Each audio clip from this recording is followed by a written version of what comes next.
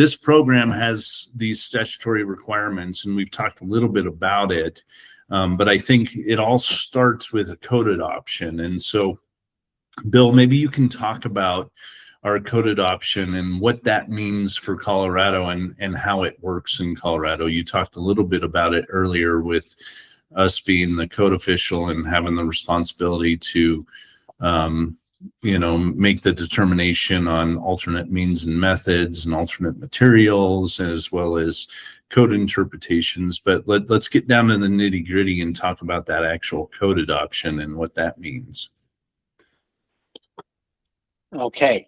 So currently we are on the 2021 edition of the I-codes, and there's quite a few of them that the division has adopted, starting with the fire and building code, and then mechanical code, the portions of the fuel gas code, the existing building code, the energy conservation code, the Colorado, soon to be the Colorado Wildfire Resiliency Code, the Colorado Model Electric Ready and Solar Ready Code, and then we have various, I'll let JT and Bryan Kendall speak about all the NFPA standards and things that we have adopted, but we reference the A117.1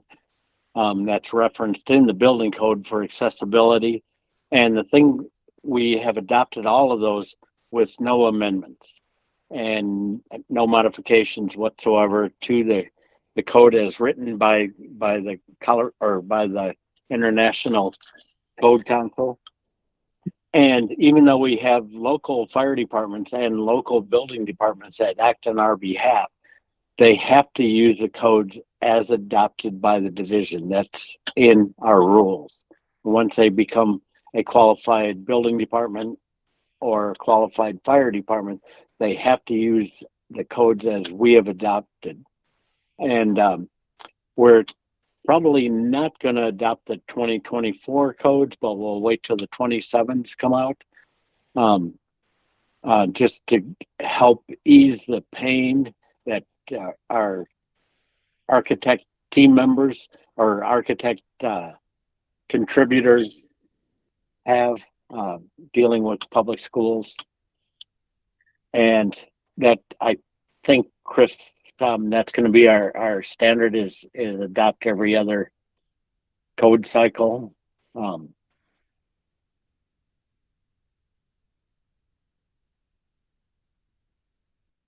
Yeah, no, that was an agreement we came to, I think, back in 2021 when we adopted the 21 codes. It's just very difficult for not only our partners at the schools, but also, as you mentioned, our architect partners, as well as our local jurisdictional partners who are working on our behalf. It just becomes pretty onerous to update the codes every 3 years, learn a new code, buy new code books. And so we came to an informal agreement at that time that we would adopt every other cycle. Now, if something came up in a off cycle or off adoption year, where maybe we need to consider making an amendment to our current adoption, we could certainly do that. That's under our control, especially with our stakeholders buying into that. But really, just to ease that burden on everybody involved, we wanted to stick to an every other cycle adoption. But yeah, no, thank you for that background. And I was hoping next that maybe JT and Bill both, you could talk about what the permit issuance process looks like for the two teams and what final documents we issue to close out a project. So let's start with you, JT.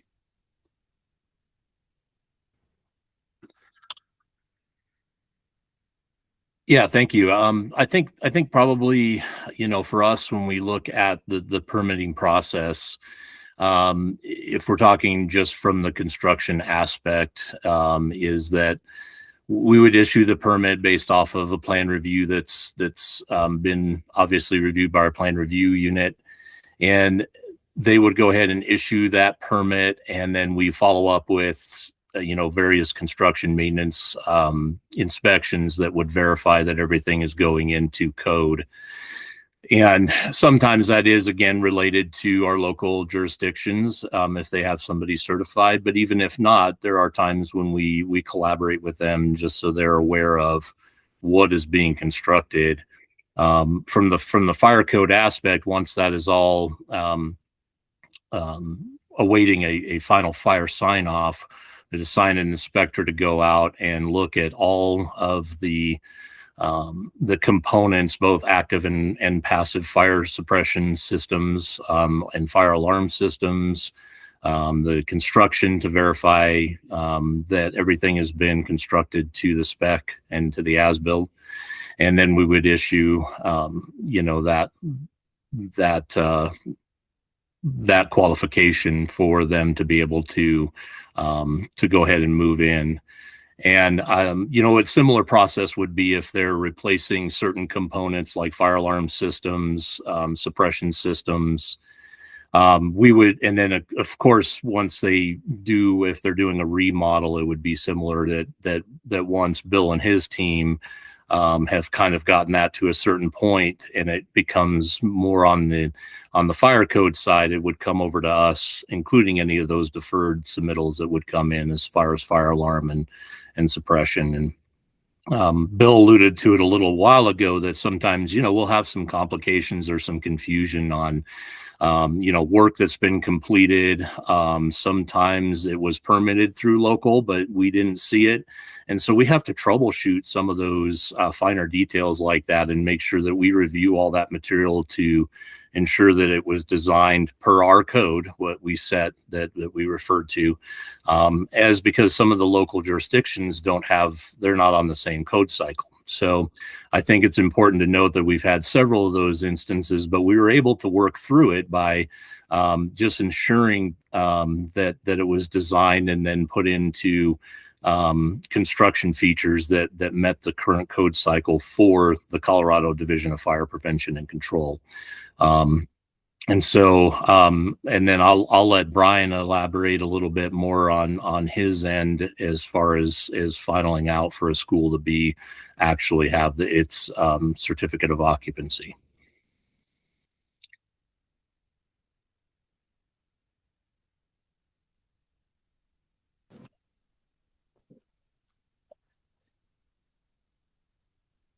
So I'm assuming you're talking to me, JT, but when it comes to the certificate of occupancy, I mean, it really depends a lot on the scope of work of the permit. So as long as we don't change the basic criteria of the certificate of occupancy they currently have, then we would issue a certificate of completion. For example, they renovated a classroom wing and put in new casework and things like that. We don't need to issue a new certificate of occupancy because they already have one. So we would issue a certificate of completion showing that the work that they did met all the code requirements in the approved set of plans. Now, if we had an addition, something that changed, key points on a certificate of occupancy, like occupant loads, use of the building, square footage of the building, things like that, then we would issue a new certificate of occupancy for the scope of work that was applied for. Now, obviously, a ground up brand new school is going to get a whole CO, certificate of occupancy. But like if you had an addition on an existing school, we would issue a certificate of occupancy because it would modify those criteria, but it would only cover that portion that they permitted because the existing building would already have an existing certificate of occupancy, which may or may not meet the current codes. So we have to be kind of careful about that. And hopefully that kind of clarifies it a little bit. Oh, that really helps, Brian, and it helps to detail this delicate dance that's going on between building and fire, and it really helps to drive home the point that it's a really good thing that we have both within the fire and life safety section with the Division of Fire Prevention and Control. You could imagine how complex this could get working across the state and all those buildings that I just detailed earlier, if it wasn't housed in one place. And so I think it's a real benefit to everybody involved that we have both. And so we've talked a lot about the construction of schools throughout the state and what that looks like. But once a school or school related buildings are constructed, it doesn't end there. We have to ensure that they're being maintained and continue to be safe for everybody who visits those buildings. And so, Bryan, Kendall, that's where I think maybe you can talk a little bit more about our maintenance inspection program, how that works, and talk both about how we do it with the division, but then how also a lot of that might occur with the local jurisdiction if they're a qualified fire department. So can you talk a little bit about that, Bryan? Sure. So every school, once they're built, once they have the certificate of occupancy, and once they're ready to be having students in there, they have to show that they're maintaining the life safety equipment, all the stuff that requires students to be safe. Once a year, they have to be inspected for under the International Fire Code that we have adopted to make sure that, for example, means of egress, paths of egress, that they haven't blocked things off, or they're not hanging too much combustible material in the school. We look for, how do we get these kids out of the building in an emergency? How do we keep an emergency from getting bigger? And we look at, like JT had mentioned, the passive and the active fire prevention systems. We make sure that they're still intact. We make sure that they're still working. We make sure that everything is functioning as it's designed to keep the students safe. And that's not only for the school, but that's for every building that is owned and operated by the school district.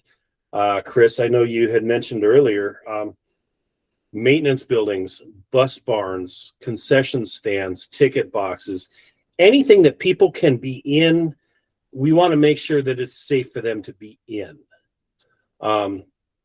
With local jurisdictions, if they have a state registered fire inspector level 1, they can get a hold of us. We show that they have it, and then they can do these inspections in our name. They're working as agents of us, if you will, to do these inspections in their backyard, which is very, very helpful for us, because like you said, we have 1,877 schools. We've got 16 people to do inspections across the state for everything that we do as DFPC, the healthcare, the schools, the construction, casinos, and on and on. So we just don't have the people to do this. And they are very, very helpful. They are required to do this to our adopted codes, which I think it provides a minimum across the board for everybody to say, this is how it's done. And they always reach out if they have questions.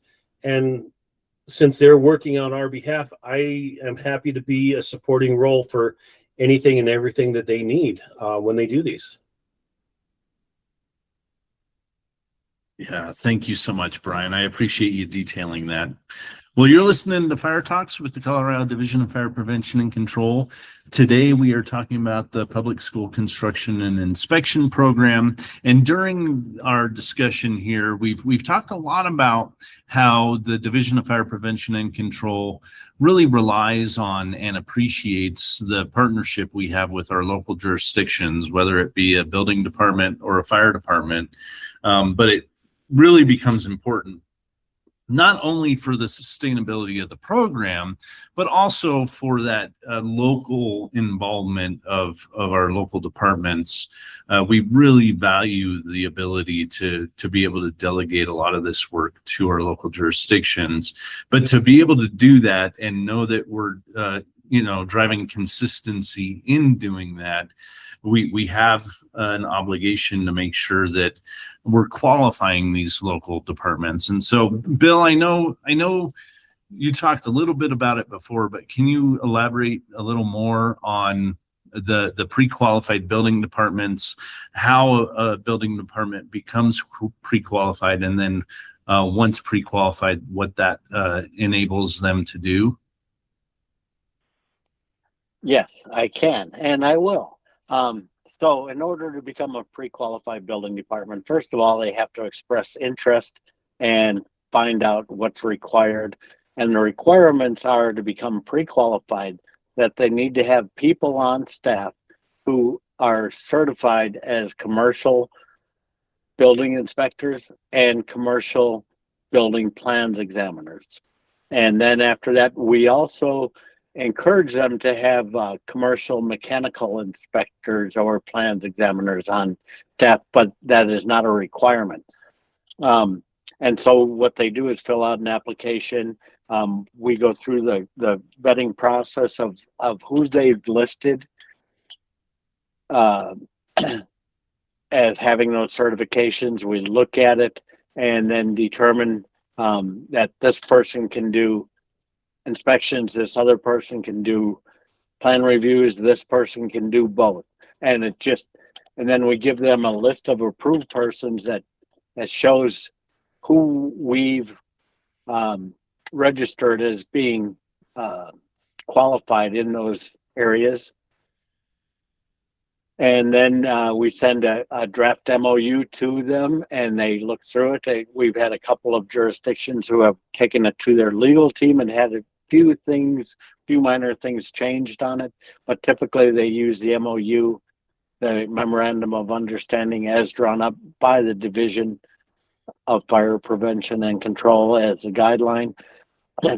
And then they have an appropriate person within the local government sign that, send it back to us. It goes to our director, Mike Morgan, and he reviews it and signs it. And then it becomes effective. On the day that Director Morgan signs it, that Memorandum of Understanding becomes effective, and they can act on our behalf as far as they can issue a permit, they can receive the fees that they establish. We don't establish any fees for them. They establish their own fees. And they go through their process of plan review, issuing permits, inspections, and issuing the closeout documents, whether that's a certificate of completion or a certificate of occupancy, like Bryan Horgen was talking about earlier. And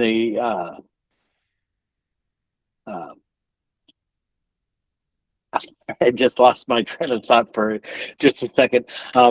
But that is the process. And again, one of the things I wanted to talk about as far as our code adoption, they have to do the codes as we've adopted them. No local amendments can take effect on public school construction throughout the state, whether it's fire code or building code. And so we do allow alternate means and methods and modifications. And so if somebody wants to use a newer edition of the code, we typically will allow them to do that, but they have to use the code in their entirety if we're allowing that as an alternative means and method to achieve what they need to on their project. But they have to use that newer edition of the code in its entirety. They can't just choose one chapter, one section out of a code on the building side to achieve what they're looking for. And then the only thing that pre-qualified building departments and or the school district are required to do once the school district always has a choice. Let me go there first. The school district always has the choice of who they're going to use. They can either go to the pre-qualified building department, which we recommend in a lot of cases because they're a local agency. They know their area better than we ever will. They know the populace, and their children may be going to the school that they're reviewing. So we always recommend, or most of the time we recommend, that they go to the pre-qualified building department if possible, but they always have the choice. They can either go to the pre-qualified or to the building code branch for their building permit. It is not a requirement once a building department becomes pre-qualified that the school district goes to them prime only for their building permits. It's always a choice, and we have a number of architectural firms that have decided they like doing business with us, even though our lead time can be extravagant, is a good way to put it, during our busiest time of plan review. But that's an entirely another subject. So I will now turn it over to JT and let him talk about how the fire departments work. Yeah, I need to jump in and say I like the term extravagant, and I'm going to use that in the future for describing our turnaround times, Bill. Thank you for that. But yeah, JT, if you can jump in and maybe talk about the fire side of things and how a fire department becomes a qualified fire department and what that means for them and their communities. Yeah, absolutely. Yeah, I like that word extravagant too. we have quite a bit of our own lag time in plan review because we are doing so many, but it is very, it's become very, a very quality product that we're putting out. So a lot of folks are still working with us to do those types of things. And so for more of us, we have some of the same details that Bill described with as far as what we describe as being a qualified fire department. What that means for us is depending on the varying degree of what the fire department is interested in being in part of the process of, and this may be changing a little bit with the new NFPA standards on qualified fire inspectors. But for as we're speaking for now, and Bryan Kendall kind of noted this a little bit ago, if they have a fire inspector one and they would like to do the maintenance inspections for the school, they would fill out a form that includes a copy of their current ICC or NFPA certification, and that gets submitted with a kind of a basic shortened resume or CV on kind of what they do. And at that point in time, we go through, and I'll have Mr. Kendall talk a little bit more about this as he kind of manages this side of it as well. But then we issue a Colorado Division of Fire Prevention and Control certification for that level. And then they are basically, and a lot of times they do have us tag along the first couple times too, to ensure that they are, again, meeting the code cycle that we're looking for, and some of those other nuances. So a little bit more in depth of if they want to actually be a part of the construction inspection side of things and some other things, that then they would need to provide a fire inspector too. And then if they want to do the plans examiner side as well on behalf of their fire department and their local area schools, that they would need the fire inspector 3 and plans examiner, or a combination of both, by using ICC or again NFPA, and we combine that into the fire inspector 3 plans examiner certificate from us. And what that does is it allows them to be a part of that process, whatever their comfort level is with the qualifications and the certification of their folks, obviously. But I think it allows them, as we say a lot when we do a lot of our other healthcare inspections and other items, even when we're doing the inspections, I think it's important for the local jurisdictions, certified or not, to be a part of those discussions and inspections. As we always joke around a little bit, but it's pretty true, of we are not going to be the ones responding to those facilities at 3 o'clock in the morning. It's going to be the local jurisdiction. And so coming from the local jurisdiction, that was one of the first things when our fire department was reestablishing it, is the fire chief was very adamant about having their own their own qualified and certified inspectors for partly that reason.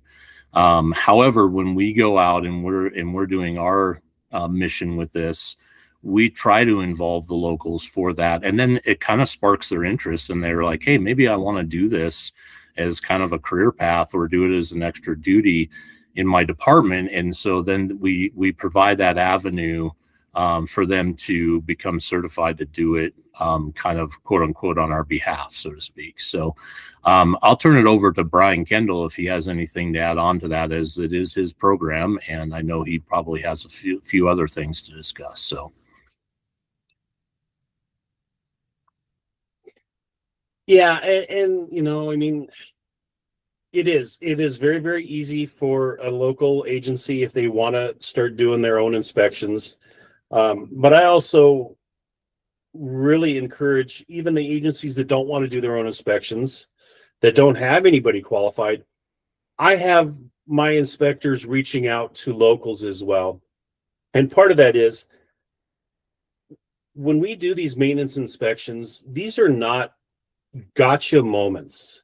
These are not, we're going to get you on something. These are more educational opportunities. So, how many teachers do we have that don't know what why a space heater in a power strip, how that is dangerous? And we take that as educational opportunity. Why having over 50% of your wall covered in combustible decorations is a bad thing. And we help that as educational.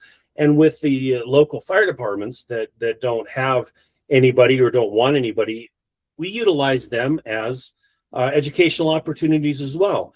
When I was a line firefighter, we took, every time we went into a school, we used that as an opportunity to make a pre-plan for our response. Every year, this is how we would respond to a fire, a medical call, anything in that school. It helps us map the schools out. So I'm always encouraging our inspectors more to educate than enforce anything. And in fact, I think inspector is only such a short descriptor of what our guys do. Is they're educators as well. So that's a little bit more above and beyond how we do our inspections. But it is quite simple. If there's a jurisdiction that wants to become an inspector for their schools, I am happy to help them through that process. Yeah, thanks, Bryan. And I think it's a good reminder to let everybody know that we do have our professional development unit, and their goal really is to work with local jurisdictions who are wanting to certify and qualify to become, either a pre-qualified building department or a qualified fire department. We have those resources available to help pass on that education and professional development opportunities. So keep that in mind. That's probably a topic for a different podcast later on. And we are just about out of time for this podcast, but I do want to spend the remaining couple of minutes just talking about those frequently asked questions, or those common concerns that we're seeing out there, or recent developments. And Bryan, I'm going to keep you on the mic here, and maybe you could talk to us a little bit about what we're seeing in schools now related to active shooter incidents, and the schools wanting to be proactive and use some construction solutions to overcome some of those concerns and how that interacts with our code requirements? I deal with this on a very, very daily basis. And thank you for that. So to back it up a little bit, fire codes, they're written because people were injured and died in massive fires, in big fires. They're historical fires. They are the ones that drive the codes. So when we talk about egress, we talk about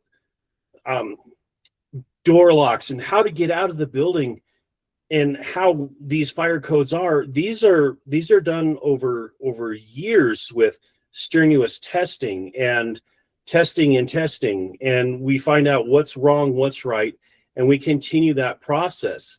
These are codes, standards that have been codified into our rules for a reason.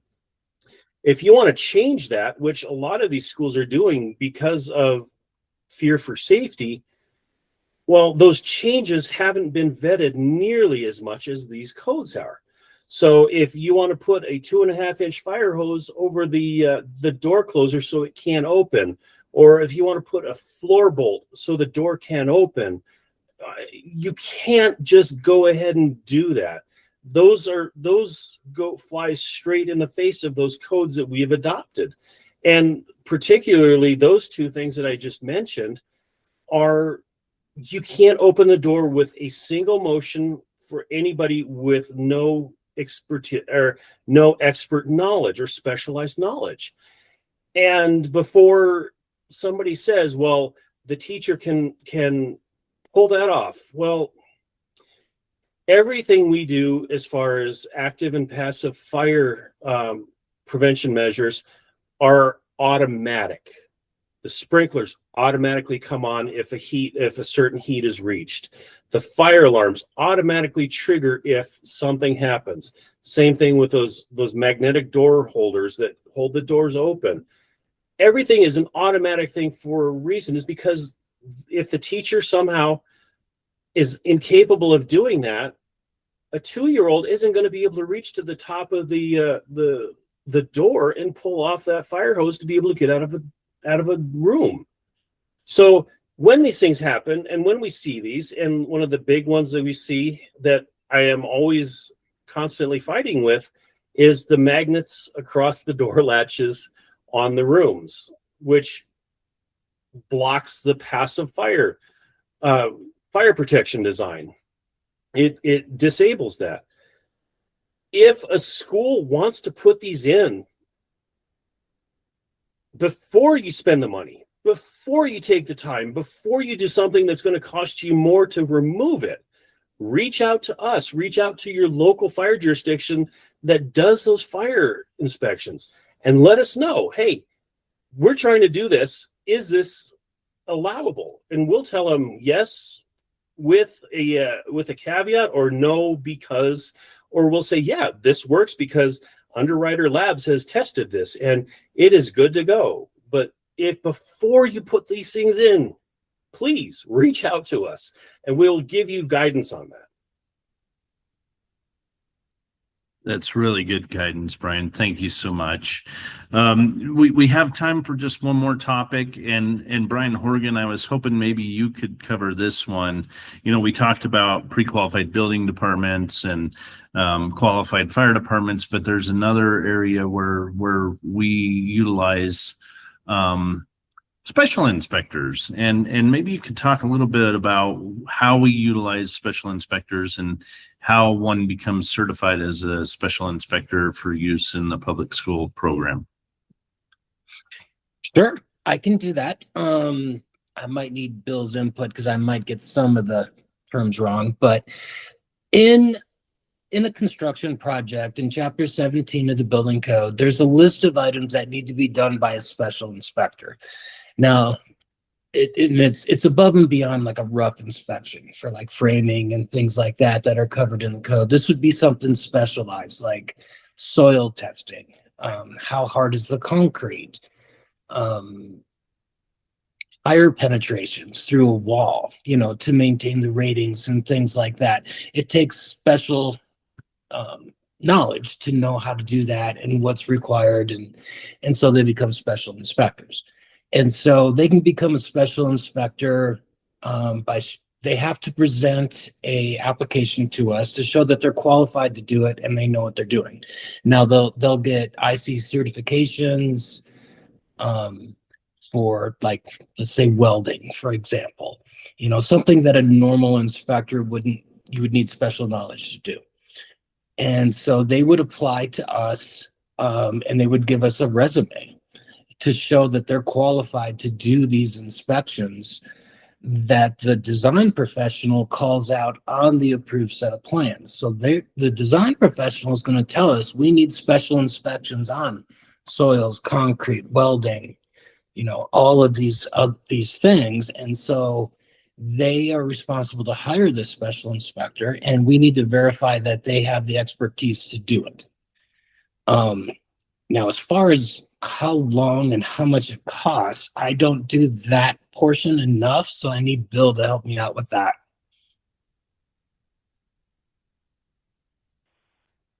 I'll just step right in and say that special inspectors, they do submit a application, and part of it is they need to work for an approved agency, and this is all per chapter 17, like Bryan said, in the International Building Code.